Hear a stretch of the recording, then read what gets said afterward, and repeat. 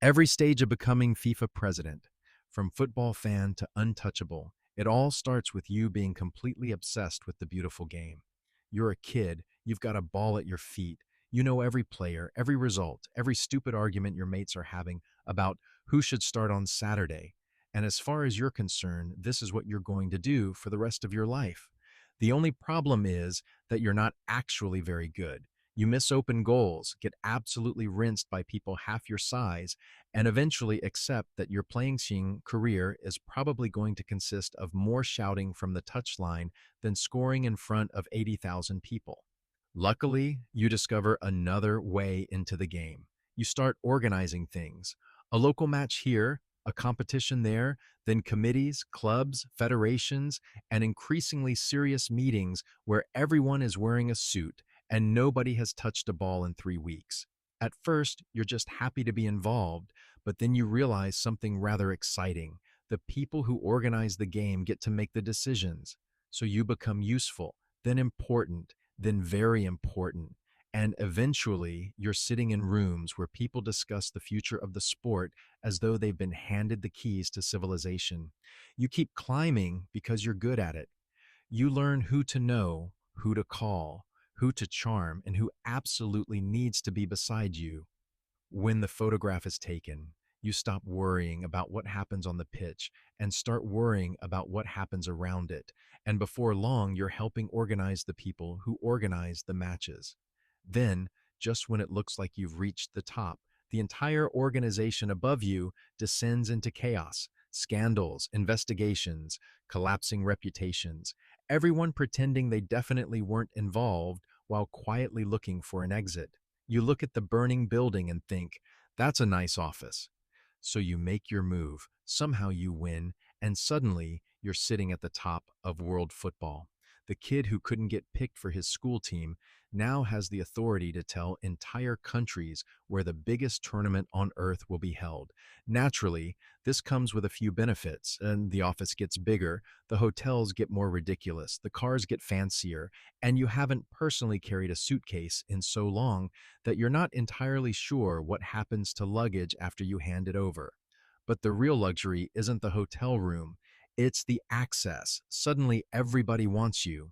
Governments want meetings, businesses want partnerships, wealthy people want photographs, and countries want your attention. You're walking into rooms that previously required several security clearances and a minor miracle to enter, and the people waiting inside aren't just football executives anymore.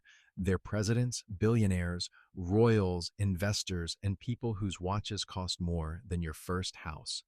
Then you realize what you actually control, the World Cup. That's when the game changes completely. Countries aren't just asking for a tournament anymore. They're offering entire skylines, futuristic stadiums, new airports, and enough money to make your calculator give up.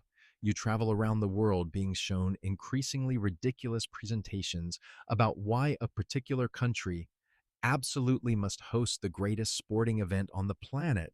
And eventually you realize this isn't really about sport at all. A tournament can change a country's image, attract investment, create alliances, and put a government in front of billions of people.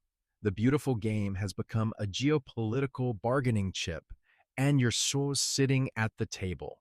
Then comes the first really awkward one. You award a tournament somewhere that makes half the world go, wait, what? Suddenly, everyone wants an explanation. Journalists are asking questions. Fans are furious, and you're standing behind a podium trying to explain why this is actually fantastic for the game. So you give a speech. It's passionate, confident, and somewhere between inspirational, defensive, and completely bizarre. You say things that sound profound, things that sound strange, and at least one thing nobody quite believes they heard correctly. And then you walk away because you're the president. The tournament goes ahead, the cameras turn on, the stadiums fill up, and billions watch. The controversy becomes another chapter in the spectacle, and you've learned a useful lesson. If you keep the show moving, people eventually move on. So now you go bigger, more matches, more tournaments, more markets, more everything. Every year there's another plan to grow the game, And somehow, growing the game always means making it larger, more expensive, and more complicated. You're talking less about 90 minutes and more about global reach, commercial opportunity, investment, and international influence. It's an empire with a ball in the middle of it. And now the people around you start changing too. You used to sit with coaches and administrators. Now you're having dinner with oil billionaires, ministers, and royal families. But that's all right. They're investing in the game. At least that's what you call it. Then come the investment groups, private equity firms, sovereign wealth funds, and giant corporations. They see something completely different from the fans. They don't see Saturday afternoons and muddy pitches. They see media rights, commercial assets, global audiences, and billions in future revenue. You start discussing the game in terms that would have sounded insane to the kid you used to be: investment structures, commercial portfolios, strategic partnerships, and future revenue. Someone puts a spreadsheet in front of you. It has a lot of zeros. You sign it. And then things get darker. The people who want access aren't all wearing expensive suits. Some are powerful politicians. Some have mysterious fortunes. Some have connections to governments you'd rather not ask too many questions about. And some are the sort of people who make an entire room go quiet when they walk through the door. You don't ask where the money came from. You shake the hand, smile for the photograph, and talk about unity, development, and opportunity. Because you're not here to judge the money. You're here to grow the game. And by now, growing the game can mean almost anything. A new tournament, growth.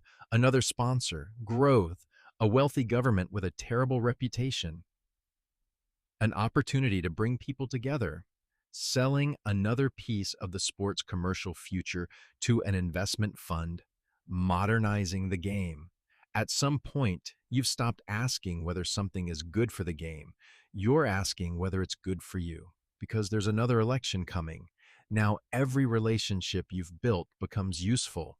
You travel everywhere, shake every available hand, and promise everyone more funding, more tournaments, more influence, and more opportunities. You're not really campaigning anymore. You're collecting loyalty. You remember which countries supported you, which ones didn't, and which ones might be persuaded next time. Every decision has another calculation underneath it. Will they vote for me? The game has become a political machine, and you're sitting at the controls. Eventually, scandals barely matter. A questionable decision? Explain it. A strange relationship? Call it diplomacy. A huge commercial deal? Call it investment. A government with a terrible reputation? Call it an opportunity. Money coming from somewhere nobody wants to discuss? Call it development. And if anyone complains, you remind them that the game is bigger than politics, which is convenient, because by now, politics is basically your entire job. Then you realize the most ridiculous thing of all: you're not protecting the game anymore. You're protecting the position. You don't just want the job anymore. You believe the job belongs to you. You convince yourself that nobody understands the organization like you do. Nobody has your relationships, and nobody could possibly replace you. Every challenger becomes a threat, every criticism becomes an attack, and every election becomes something to be managed rather than something you might actually lose. You talk about democracy while making sure you win. You talk about the beautiful game while selling another piece of it. And eventually, you're sitting at another match. The crowd is roaring, the players are flying into tackles, and someone has just scored an unbelievable goal. For a moment, you look at the pitch and remember why you started. Then someone leans over. Your next meeting is ready. You nod, you stand up, and walk away. Because the game you fell in love with is still happening. You're just far too busy making sure you remain in charge of it.